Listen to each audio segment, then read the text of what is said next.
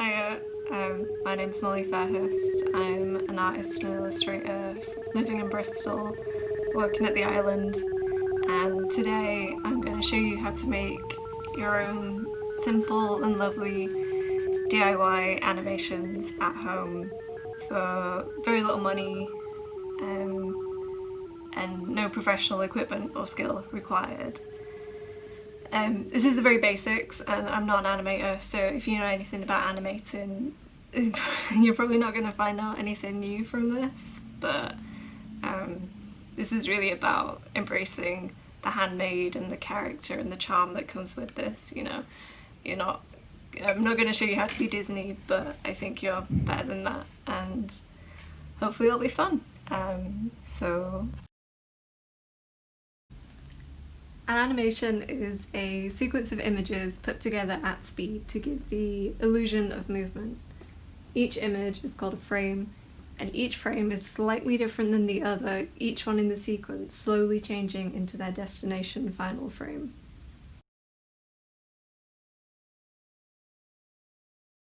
So if I wanted to animate my hand moving, waving, this would be my first frame, this would be 2, this would be 3, this would be 4, can't bend it anymore, but it's the lots of short stops to make a sequence that will flow when put to speed.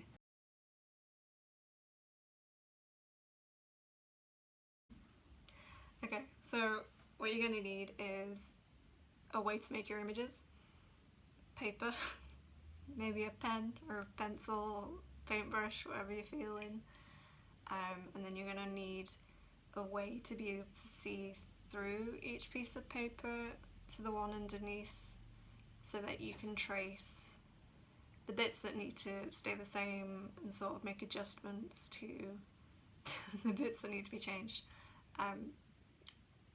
That sounds like a bit of a mouthful and a bit weird, maybe. It'll make a bit more sense later. Basically, you're going to probably want to just use some tracing paper or some really thin paper. Printer paper might work if you use like a really thick black line underneath. Today I am going to use a light box, just because that's what I have. I didn't have any tracing paper. And then you're also going to need a way to digitally stitch your images together to make them an animation. There's plenty of like software you can use, but there's plenty of free stuff, so don't be alarmed by that.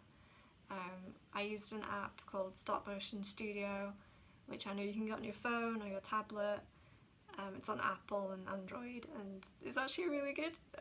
This isn't sponsored. But yeah, if you look up free animation, stop motion app, GIF maker, whatever, like there will be an option for free or very cheap. I can't really guide you when it comes to software because each software will be different, but I can just about promise you that you will find something that you can use.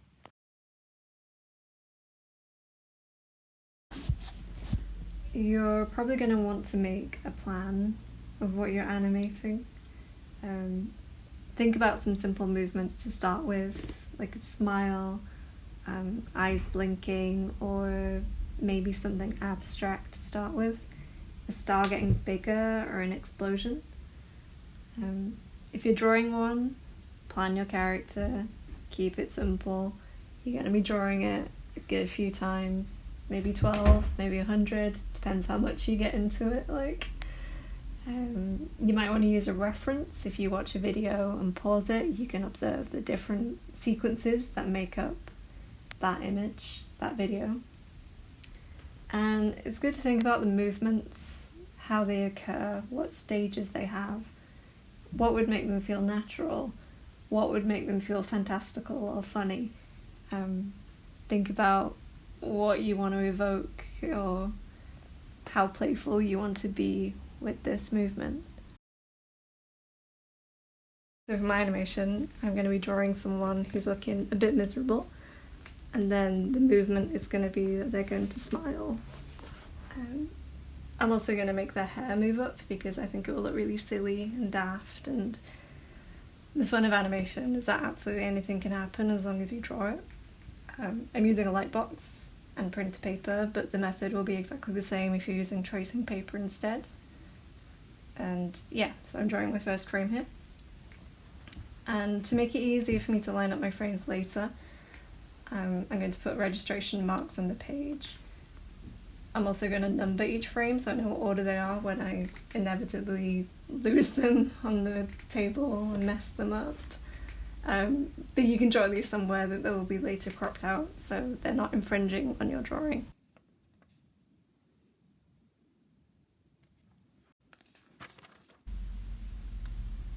So, onto the second frame.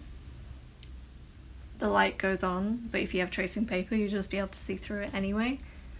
And then I make my registration marks so I can keep it lined up, and then I'll begin tracing the bulk of the image that's going to stay the same. I think about what's going to be moving, and really at this point it's just going to be the mouth.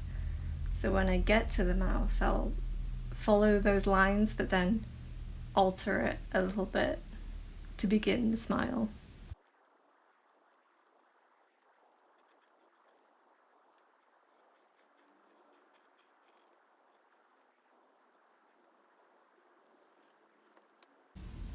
And then here are the two first frames, and you'll notice the small difference between the two, noticeably in the mouth. And then it's time for the third frame, so this piece of paper is going on top of the second frame, so you're always going on top of the frame from before. You start with the registration marks, and then it's the same process again. The things that you want to keep still, you trace directly, and then the things that are going to be moving a bit, so in my case the mouth is going to move up a little bit more, and I'm also going to move the hair a little bit, because as I said before I wanted to do something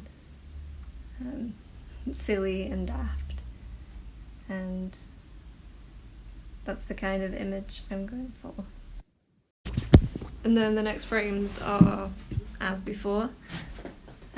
You put your next piece of paper on top of the previous frame, start with your registration marks, trace the bits that are going to be still, move the bits that are going to be moving just a little bit, and then keep going, keep going, keep going.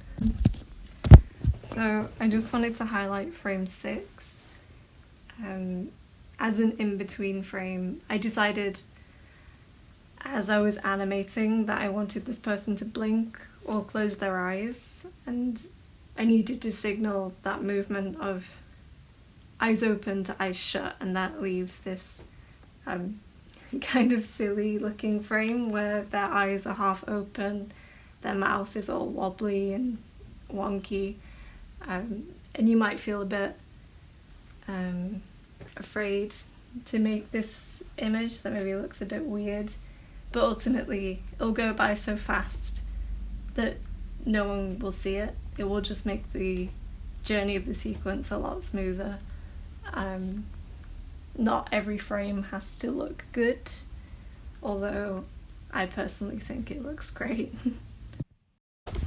And then I keep going until the sequence is finished. So their eyes close, their hair goes up, and the mouth gets really big and really nice and really smiley.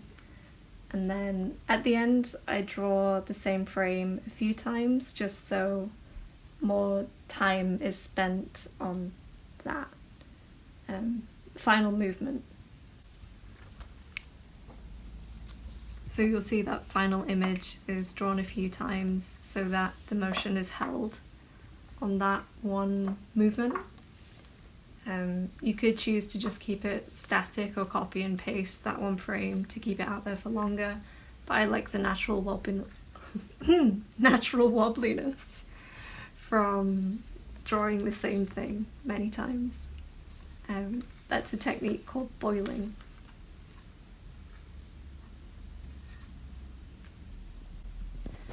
And then I retroactively decided that the motion at the beginning was not scowly enough, it wasn't grumpy enough looking. So I went backwards and animated in the opposite direction.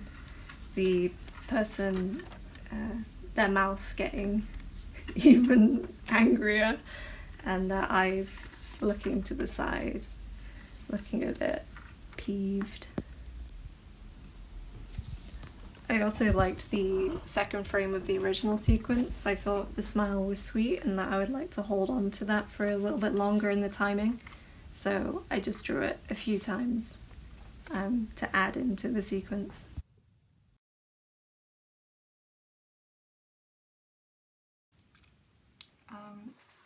And then you're gonna digitize your pictures with a scanner or a camera on your phone, and then stick them together with whatever app or software you have found and have chosen to use. You might find you'll be able to line up your images smoothly, aided by those registration marks.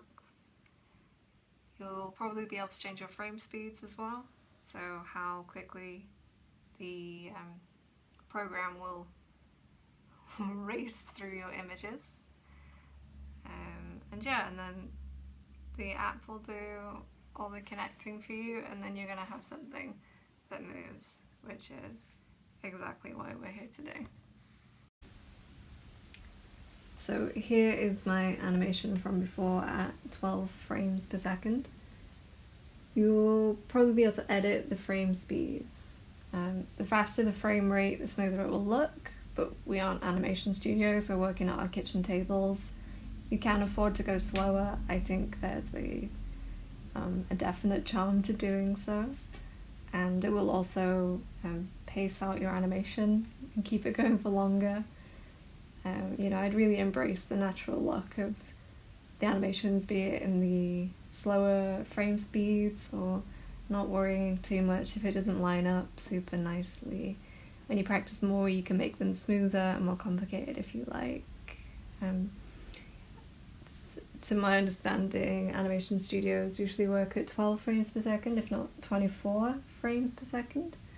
But again, you're just at your table having a nice time, just experiment and see what feels nice.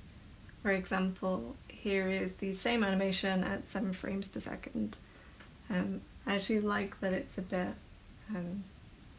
slower, it feels a little kinder to me. You might also choose to edit your frames before you stitch them together to look cleaner or add colours to it. But I also like the photo look here. So you can really say a lot with just a few frames. This animation by Molly May really captures that for me. And even just drawing the same thing over and over will produce natural differences that when put together will make their own funny, if not slight and small, movement. You could have fun not even tracing the images, just guessing them. That's what I did here. I drew 4 trees next to each other and copied it just with my eyes, which resulted in this very blustery, haphazard tree. And when the line wobbles, even when it's meant to sort of be still, that is called boiling. A famous and really good example of this is the rhubarb and custard cartoons of the 70s. You don't have to do drawings. You could use collage. You could make the shapes move around like I did here with this funny little wolf. You could draw with the shapes instead, using them as a tool, a different cutout for each frame. You could also use the same technique with objects or models you've made to make stop motions. All you need to do is take a photo, move it a little, then take another. You could even use yourself or people as the models instead. This animation is by Tilly Barker. If you're drawing, try using a medium that has less control than a pen. you may notice more variety in the lines between the frames that really emphasises the boiled look.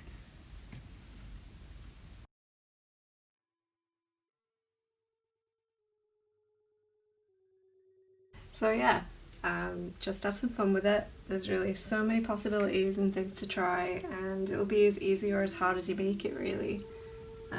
Just don't overlook the charm of simplicity, be it in the process or the result.